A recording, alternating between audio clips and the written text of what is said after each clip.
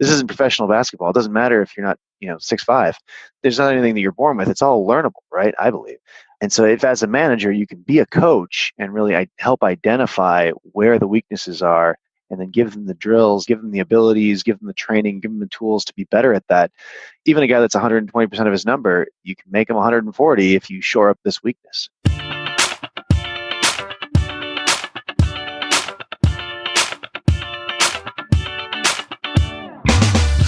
Hey y'all, welcome to Selling with Social, the podcast that helps marketers increase marketing qualified leads, sales reps to shatter sales results, and sales leaders to grow as leaders. Each show, we interview sales, marketing, and social media practitioners, leaders, and influencers to help you connect, close more deals, build stronger relationships with clients, and improve your sales productivity. I'm Mario Martinez Jr. You're now listening to Selling with Social.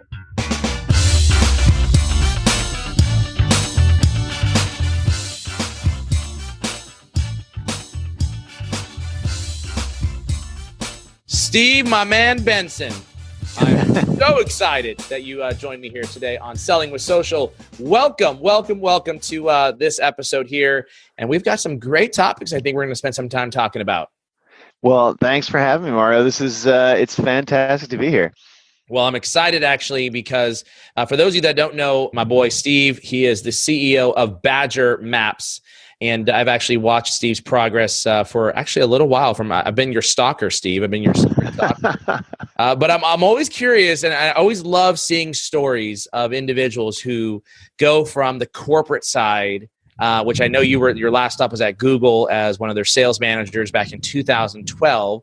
And then you came up with this great idea to be able to provide a solution now called Badger Maps, right? As the founder and CEO, this great idea to provide a solution for outside field sales reps. Now, we're not talking about the technology reps. Maybe you might have some tech reps that might utilize the platform, but really this whole other world that I oftentimes forget about, which I think is pretty awesome. And I love watching the progress of folks like yourself who've gone from the corporate and have created their own successful company. So tell us a little bit about yourself, my friend, and tell us a little bit about Badger Maps.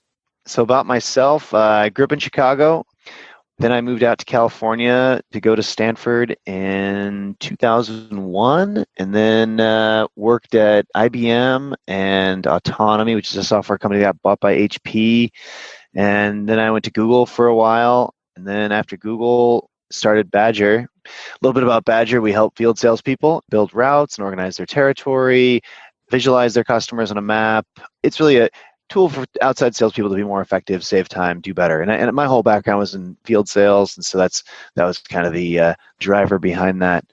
I guess about me, I live in San Francisco. I snowboard. I do a lot of backpacking when I can. I just got back from a 2-month trip around the country visiting customers. So I took a 2-month road trip and just drove around the U.S. and went from Chicago to Boston to South Carolina to Georgia to Minnesota to Texas and out to California, if you can imagine that route that I built. What I want to know is why on earth did you go to Chicago and Boston in the middle of winter?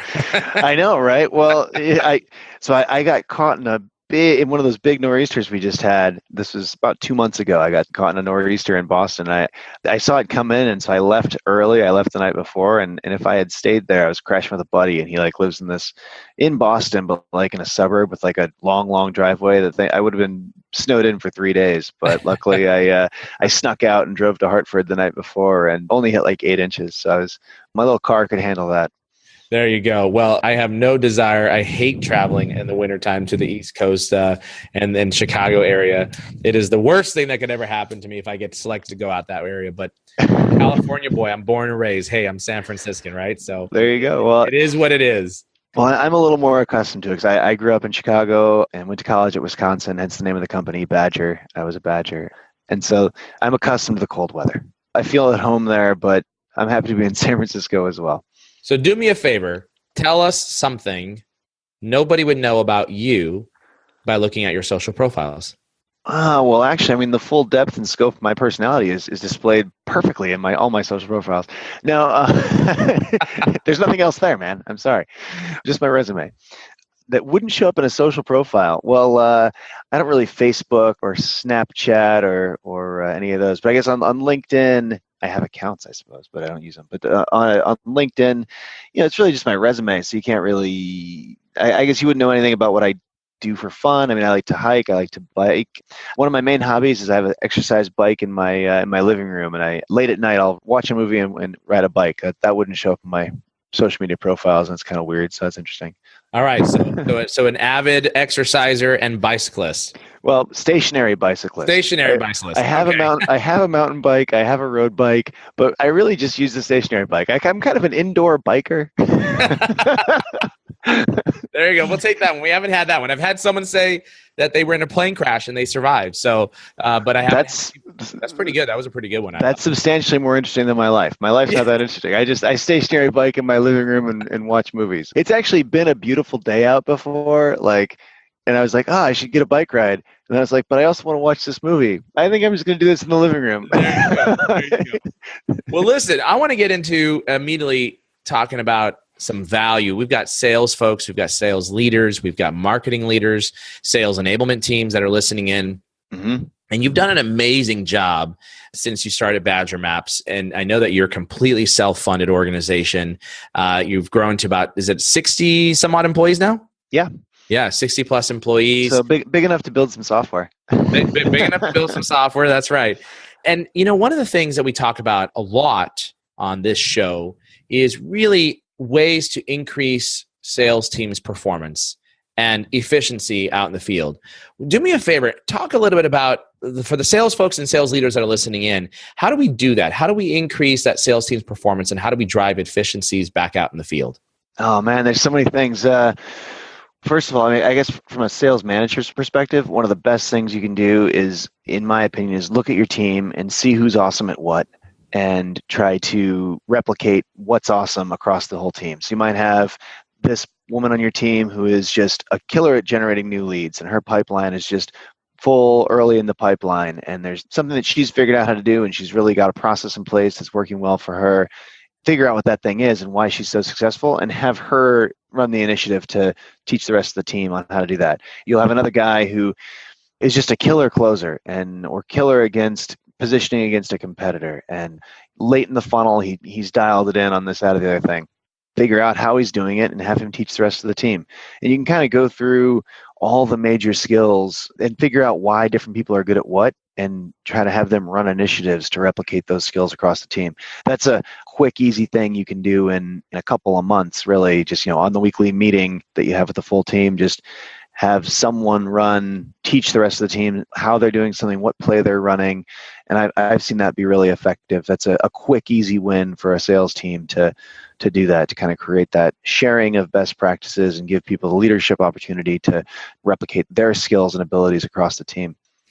So let's think about this in terms of breaking this down. We generally have folks on the sales team that really understand a competitor very, very well. Maybe they worked for a competitor and they've got the talk track down, right? So when they say, well, what's the difference between you and whoever the company might be, you and so-and-so, you're saying if you have a rep who really knows how to nail it in terms of like that particular talk track, or maybe another one might be, you suggested, someone who's amazing at filling the funnel, right? They're able to get things in the top of the funnel.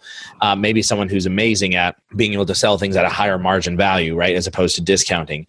You assess the skill set of your sales team and then start having that one cross-pollinate to the others.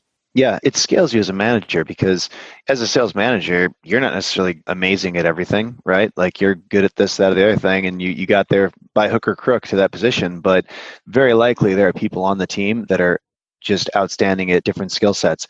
If you kind of sit down and think about, well, what are all the attributes or skills that someone needs to be successful in this market with this product right now as a salesperson, and just write the list, and then just write down who is best on your team at those different skill sets, and then approach them and just try to pick their brain about how they're doing it, and then ask them, hey, it'd be great if you teach the rest of the team this because you're awesome at it. And often the rep likes the leadership opportunity, and it's great for the team, and people respect that person, right? Like you as the manager could try to tell people how to close all day, but it's almost more powerful coming from a peer who they already know, yeah, he closed that deal or she closed that deal or this deal. And they already have that respect and know this person really knows how to do it because I've seen them do it. I would love to know. Everybody wants to be more successful.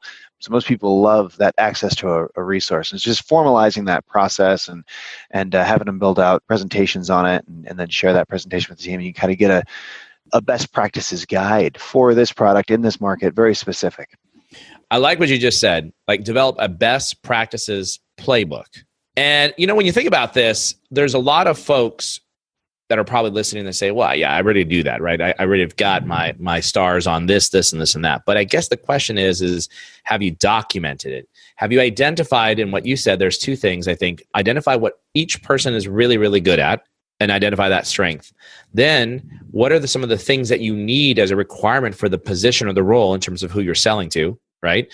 And identify where you may have the gaps. And now you got to figure out how to fill those gaps. And I think it'd probably be a great idea as well that if there is a deficiency on the team, let's just say, for example, how to convert the first conversations into a face-to-face meeting.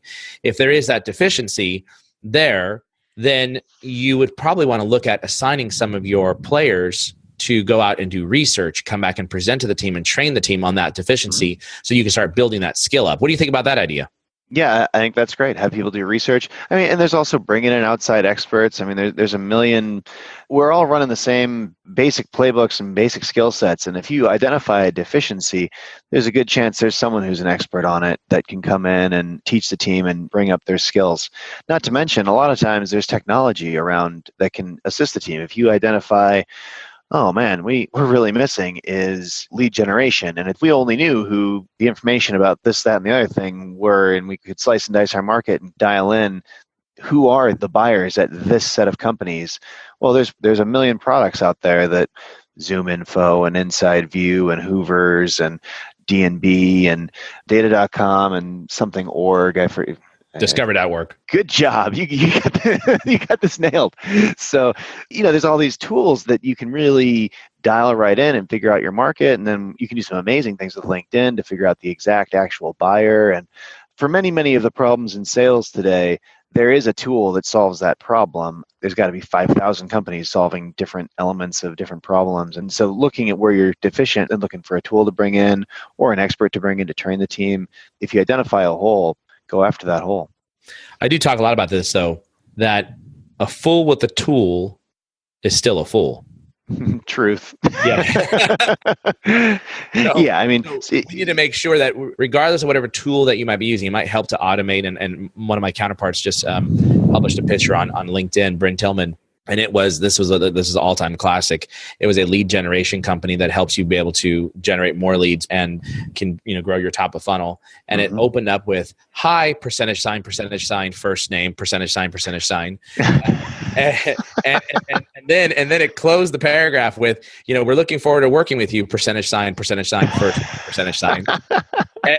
And the crazy part about this was this company was selling their lead generation services, right? So good. So a fool with a tool is still a fool. No matter how great your tool is, you've got to make sure you take that time. And I really like the idea of teasing this out with, what are you good at? And you have to identify that inside the sales organization, as well as for sales leadership. You may have certain leaders. And we used to be in the leadership role, we're assigned different types of task force. So one may be, assigned for how to figure out and how to grow and develop your sales organization to get them to the next level, right? Someone was really focused in on that. Maybe someone's how to build culture, how to do, these different elements for leaders. So I think that's what you just talked about can be implemented the same way, which if done correctly, what you just talked about, if done correctly with really helping people to cross-pollinate and train, it should help with driving up performance and improving on the team. Would you agree? Absolutely. Yeah. One of the reasons that field sales or any kind of inside sales, any kind of sales is I just focus on field sales myself, but it rolls off the tongue. But any kind of sales, one of the reasons it's such a hard job is it's a combination of so many skill sets. You've got to be articulate, you've got to be knowledgeable, you've got to be consultative, you've got to know how to work through a process, you've got to be organized, you've got to know how to close, you've got to know how to negotiate. there's probably 15, 20 skills that you have to employ in a given sales cycle that are any one of which is actually a fairly advanced skill. And that's why I think you'll see salespeople be successful with so many different characteristics because they're successful because of different things. But any weakness or deficiency is only going to hold you back. So a great sales manager, I think, looks for the holes on his team. Like, hey, this person is great at these things. And even a very successful rep, they could be deficient in or not good at some certain skill set, and they're only better off if you can identify that for them and show them how to become better at it. Because these are all learnable skills. None of this isn't professional basketball. It doesn't matter if you're not 6'5". There's not anything that you're born with. It's all learnable, right? I believe. And so if as a manager you can be a coach and really help identify where the weaknesses are, and then give them the drills, give them the abilities, give them the training, give them the tools to be better at that. Even a guy that's 120% of his number, you can make him 140 if you shore up this weakness. And so everyone can be better. So let's talk about some of the key sales metrics that you keep track of at Badger Maps to improve and track performance. What are some of the things that you're looking at? I like to manage things and look at things on a weekly basis because we are relatively high velocity. I also look at things on a monthly and quarterly, et cetera. But I like to stop and review on a weekly basis where everything's at, how deals have advanced. So our sales managers, they talk with every team member on a weekly basis and discuss, what's happened in the past week, what's going to happen in the next week, is anywhere we can help out, any resources that are necessary to be applied. And I like measuring the cadence on that. And if you're measuring on a weekly basis, obviously some weeks there's been a sale or something big has happened. Other weeks, not that much has happened. But I like having kind of that weekly cadence discussion. And that's something that I always did at Google, for example. That's where I think I picked that up. But I like having a regular discussion. I like looking at monthly numbers and longer term numbers, but making short races is nice. Some of the metrics, you're in a weekly meeting with your reps. What are you looking at in terms of, is it number of appointments, how you got the appointment? Is it a number of proposals? What are you looking at in terms of being able to measure and improve and attract performance? The most important one is new seats. So new licenses under management. Well, that would be the end result, though, right? That would be the result of actually good behavior, good sales behavior. But to get there of new licenses, what are some of those things that you're looking at? So that's the one that I focus on. I focus on the result, and then we look at other things, but the only thing that we manage to and really focus on is the end result. Because one person could have fewer phone calls. I mean, everything gets tracked, obviously, but one person could have way fewer phone calls than another person, but be bringing in just as many deals, but that in those cases, it's less about identifying something being wrong, but it's more about identifying, oh, well, if you're able to do this with this, well, what if we learned how to do this? And then you'd get that much more. The only thing I truly like to measure is the result. I don't like to breathe down people's necks about how many phone calls did you have, how many meetings did you have. We look at those numbers, but the only one that's truly metriced is sales. Assume, though, that someone's not performing well, and at the end of the day, they're not hitting their number or their goal. Mm-hmm. The goal and objective from a sales leadership perspective is to figure out how to help that person. Yeah. What then do you start looking at to be able to determine how to help? You have to dig into all the metrics and see what stands out. And usually I find that something will stand out. Like you can tell where in the funnel things are breaking down. Well, whether you're looking at a company or an individual rep, I like to look at a funnel of how many leads are going in the top, where are you losing things at different stages in an opportunity, and usually you can tell if there's some kind of issue from that. Is the problem around not generating enough leads? Is the problem around maybe the demos aren't going well enough, and so you're not expressing value strong enough, so you're not getting the conversion from opportunities to closed? Maybe the issue is around actually closing the deals and asking for the business. Maybe the issue is around follow-up. Are your sales cycles longer than everyone else's? So I think there's a lot of metrics that you can look.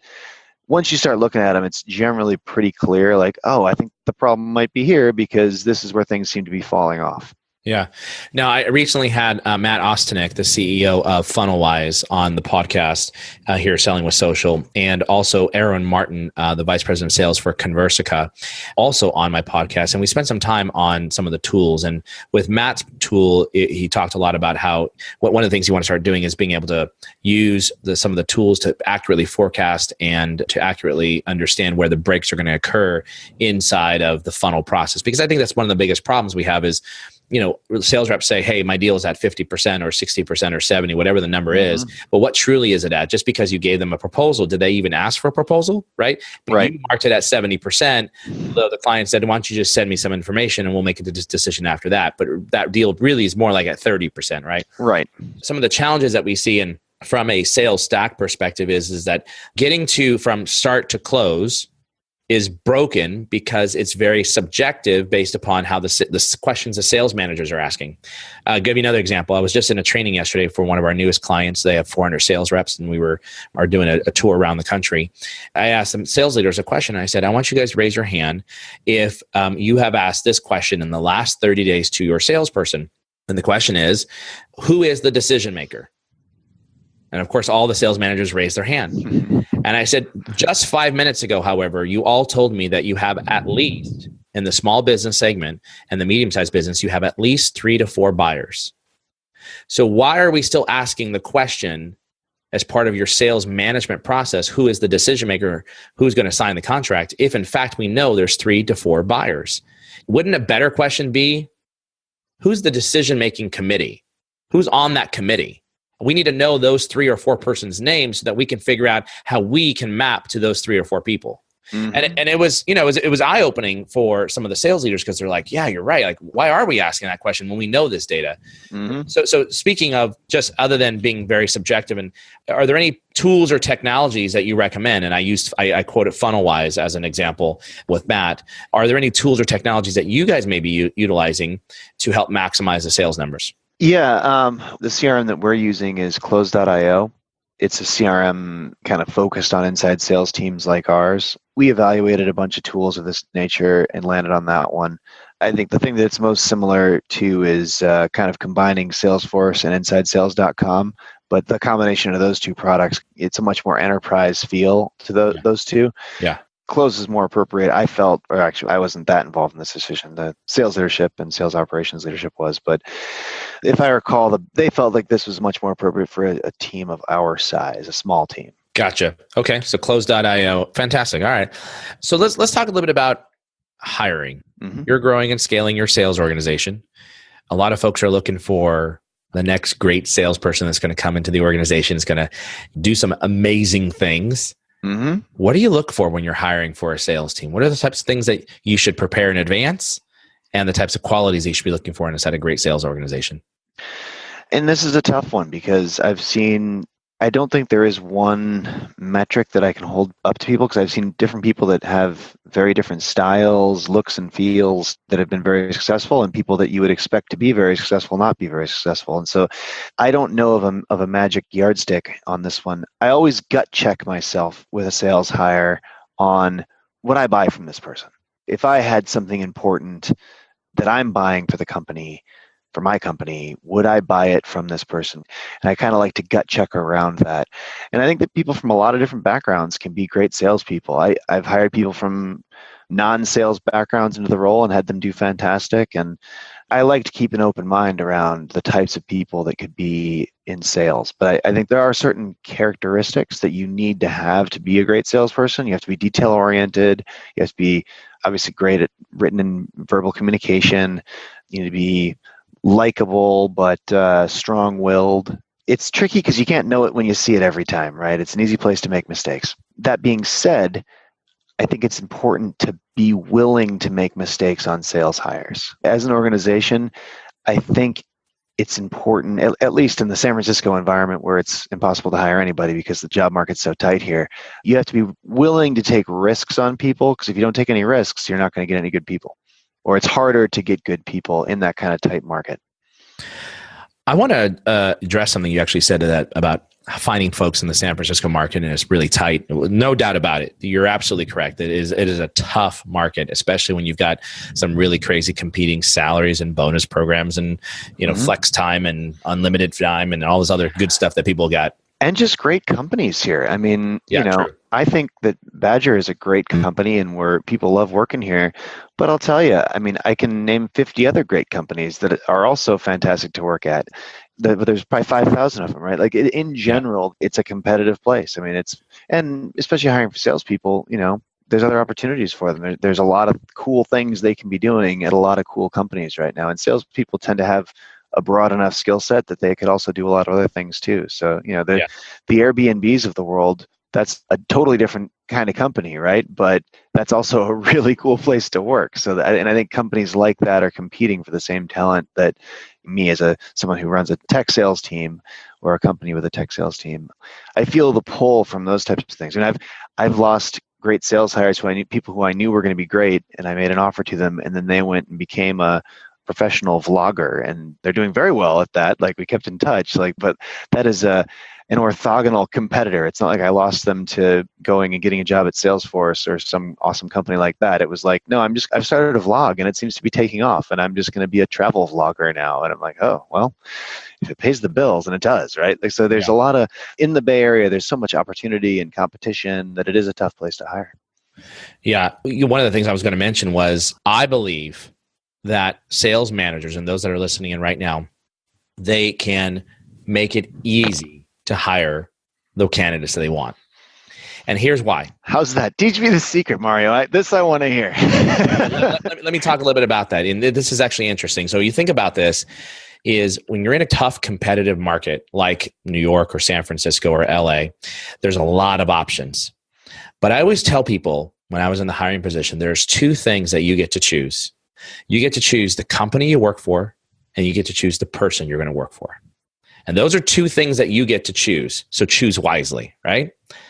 Now, interestingly enough, let me ask you this question, Steve. When you interview anyone, do you go out and look at their LinkedIn profile or any of social media profiles or anything digital about that person before they come in for the interview? Oh, of course, everything. Of course, everyone does, right? That is like the number one thing that most people, most managers are looking at, most directors, VPs, whoever it is, you're looking at that person's individual profile. And what are you looking for? Red flags, good things. I mean, it's trickier with what they have open on things like Facebook, because that's often personal. And like, I certainly wouldn't ding someone because they have pictures of them drinking with their buddies. No. But I've heard that before, right? Like, I've been like, oh, it seems so unprofessional. Like, but I wouldn't do that. But like, you're trying to gather content about this individual, who they are, what are they like, will they fit the culture, what is their skill set? You're looking for those types of pieces of information, right? Their success. Mm-hmm. I hardly look at their resume, honestly. I probably spend 20 seconds on someone's resume and I go straight to their LinkedIn profile. And I don't even know why we have resumes anymore. That's the stupidest thing in the world. But anyways, nonetheless, here's the part that I always ask managers. So if you're looking at their profile to determine if they're a good fit for you and their skill set and their capabilities and their achievements and those types of things, what makes you think that they're not looking at your profile to determine if you are a good fit for them? I'm sure they are. I assume they are. But now, so you hit the nail on the head. Of course they are. They're looking right back at you. Are you the type of leader that can help me get to the next level? Will you offer me value and information that's going to help enhance my skill set? Do you mentor your people? Do you train your people? What's the culture like to working for you? What's the culture like working for the company? But here's the reality. Sales leaders are not displaying those answers through their social profiles. Oh, I agree. And I think that's a mistake. I mean, I consider our social presence to be an asset in our hiring. And it comes up all the time. I mean, people mention our Glassdoor, what they read about, the company on Glassdoor, or, hey, I saw this person said this, or I've had people mention things like recommendations from ex-employees or current employees of the company that they saw on my LinkedIn profile, like recommendations and stuff. You can snoop around a company pretty quick and get a feel for it. Not to mention everybody knows everybody, right? Like, everybody's got some friend. I bet half the people we've hired, they knew somebody at the company and they were getting backdoor references, or they heard, oh, it's, I really like working here, you should check it out. Like, they heard about us through a friend.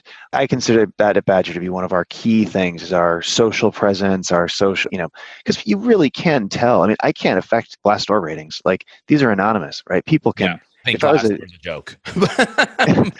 It works though, man. I mean, people, I don't know a ton about their business model, but like, people say true things on there and I can't control what they say, right? Like, if someone, an ex-employee, a current employee, someone who just did an internship here, whatever. What I would like to see though, Really, like if I'm looking at your profile, Steve, which I know you're socially active, but if I'm going to come work for you, let's just pretend you're hiring for a chief revenue officer, right? I'm going to come work for you. I want to know the type of guy that Steve is. I want to read your recommendations and hear what people are saying about you. I want to see your videos of you welcoming a brand new person to the sales team, right? What does your welcome process look like? Let the culture shine for the company. I want to see your coaching. Why don't you record yourself for 5 minutes and how you're coaching a sales rep to be able to coach up inside of a sales opportunity? That's what I'm looking for. So if you want to talk about the competitive market that we're in, fine, let's talk about the competitive market. But let's also talk about how you, not you personally, but sales leaders are failing miserably to be able to attract the targeted talent that they want.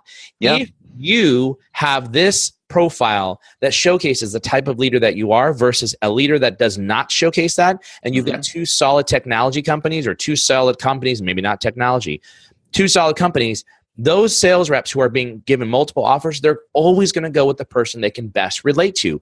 That's how we buy. We buy from people we know, like, and trust. And it's got to be done in the reverse methodology. And I think sales leaders have failed in that regard and are failing still today.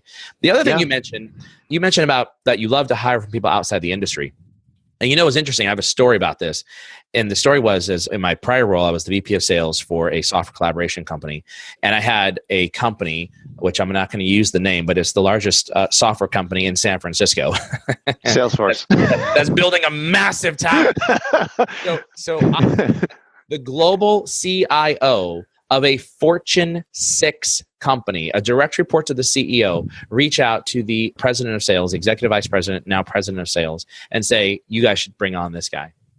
What was interesting is that this company was so bent, so staunch, so focused on having to hire somebody that had quote unquote software-like experience from the Oracles or the SAPs or the Microsofts of the world, that they could not put me into a leadership role. They wanted me to start out at the bottom of the rung all over again. Why? And that was because they needed somebody with industry experience. Here's where I would challenge leaders, and I would love to get your opinion on this. If you're hiring somebody that is within the industry, guess what? They're probably not your ace in the hole, right? They're not going to leave the company unless something has changed dramatically, maybe compensation plan changes, et cetera, things that are, forces that can create a leave. But most people that are within an industry, they're not leaving from one company to the other if they're worth anything, because they're killing it already in their current organization.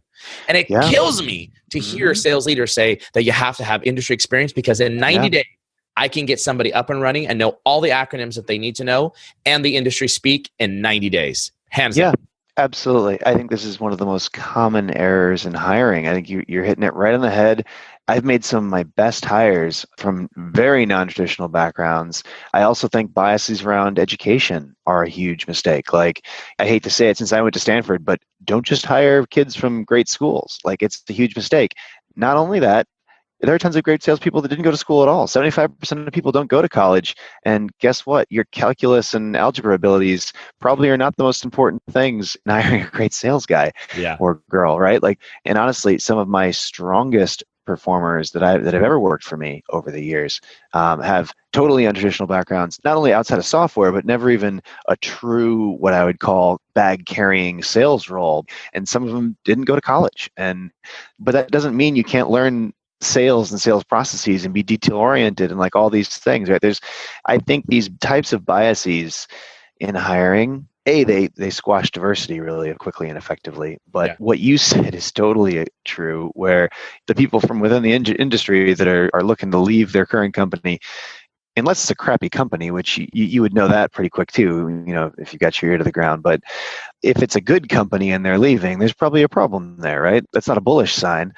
Whereas, someone who works for Enterprise Rent-A-Car at the front counter and is sharp and effective, and they could be better than that person with 10 years of experience at Salesforce or another top-tier company that also, I think the big brand companies, once again, I'm kind of insulting myself here because I come from IBM and Google.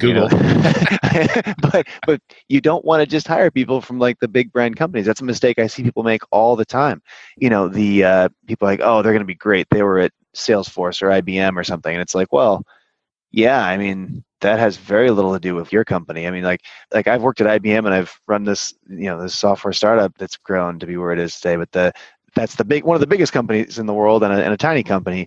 And I'll tell you, most of the skill sets that make you successful at IBM would not make you successful at a software startup. The politicking and the things that make you successful there, they're fairly irrelevant here. You need someone who's scrappy and able to just get things done, and it's just a totally different person. Not that someone couldn't make that transition. But it's hard. It's not the same skill set. But I see that as a bias a lot too. So educational biases, direct industry experience biases, and a bias towards people that have in the past worked at a brand name company. Yeah, those three things you just mentioned, education and industry and brand name. Look, I've got a lot of loyal listeners. And so for any of my loyal listeners that are out there that are going to be offended by what I'm about to say, I'm sorry in advance, but I truly feel this way. And that is, you're hitting the stupid button when you when you go on that route. And I know, and I would love any listener out there who wants to challenge me on this industry experience topic, that you have to hire within the industry experience in order to be able to find your great hire, reach out to me. You know how to get a hold of me, and I will be happy to have you on this podcast, and we will go toe to toe on why that is the stupid button, the smart button. And I think, those of you listening out there, is like, my best hires were people that were not within the industry. And I even think of my own track record. I spent consulting, software, SaaS, telecom, infrastructure as a service, like 5 different industries. And within less than 90 days, boom, I'm in top performance, right? Because you can learn those things and you have something to prove. I'm super passionate about that. So anybody who's listening, you want to challenge me, feel free to come back to me and challenge me. I totally agree with you. I see this all the time. I make a product that is for field salespeople, right? And these are people that all of them are outside of technology for the most part, right? These are guys that, have 20, 30 meetings a week, right? So they're selling med devices, pharmaceuticals, beer to bars, tires to tire stores, et cetera, right? The gamut.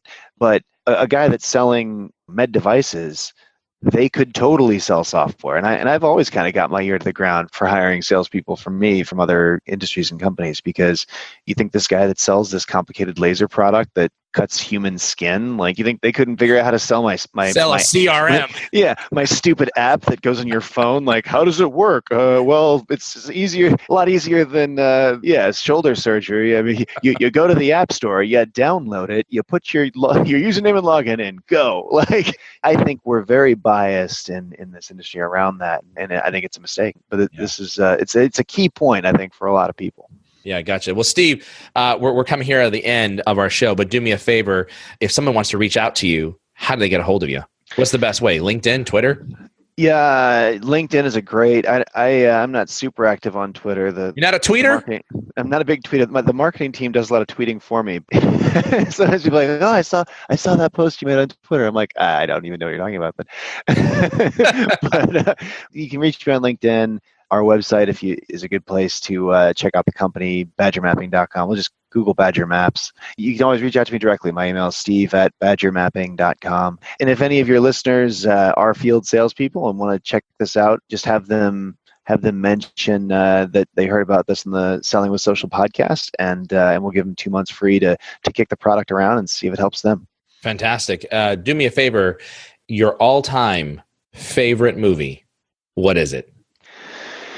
Wow, that's a tough one. I'm a big movie guy, man. Like I said, my main hobby is sitting around watching movies and riding my exercise bike, which is a lot cooler than it sounds. My favorite all time, I'm going to go with Dances with Wolves, Kevin Costner. Wow. The cinematography is fantastic. The insights into this amazing culture is unbelievable. The story is fantastic. I'm going Dances with Wolves. You threw me for a loop there. I didn't expect that one to come from you. I love it. Thanks so much for joining me on that episode of Selling with Social. I hope you found as much value in that episode as I did. Here's what I want you to do next. Please go to www.vengreso.com. That's VENGRESO.com. VENGRESO.com.